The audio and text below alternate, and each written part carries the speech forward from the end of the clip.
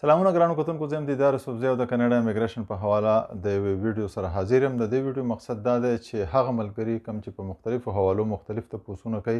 څوک په مسنجر تپوس کوي، څوک په فیسبوک باندې، څوک په ټیک ټاک باندې یا په نورو ذریعو باندې چې سره کومې اویلیبل ذرایع دي په هغې باندې تپوسونه کوي، اکثر د مختلف پروګرامونو په حواله باندې. نو هغه سوالونه داسې چې هغه بار بار ریپیټ کیږي، دوباره د هغې جوابونه، نو هر سړي له جدا جدا جواب ورکول د هغې ډېر زیات ګران وي.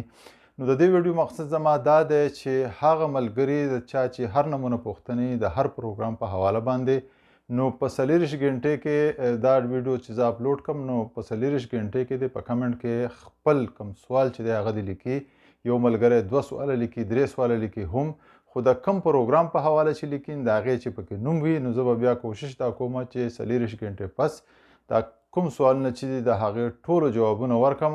او هغه ویډیو اپلوډ کړم او ستاسو په نوم باندې هغه ټول جوابونه چې دي سره د نوم به زه په هغې کې ووایم. د دې فایده به دا وشي چې لکه ځینې سوالونه داسې چې هغه بیا ریپیټ کیږي، هر یو سوال چې دی هغه بار بار کیږي په مختلفو حوالو باندې یا په مسنجر یا په نورو ذریعو باندې، نو زما سره دومره وخت نه چې د هر سړي بیا تفصیلي جواب وکړم. نو زما به کوشش دا وي چې دا ویډیو چې کومه ده کله چې اپلوډ شي، نو په 40 غنټې کې چې څومره ملګري دي او د کم پروګرام په حواله باندې خبره کول غواړي، نو په کار ده چې خپل سوال ولیکي، که د 2 پروګرامونو په حواله، که د 3، که د 5، که د 1، که د یو پروګرام په حواله ډېر سوال نه وي، نو هم څه مسله نشته، خو چې سوال یې صفا وي چې زه پرې پوهه شم.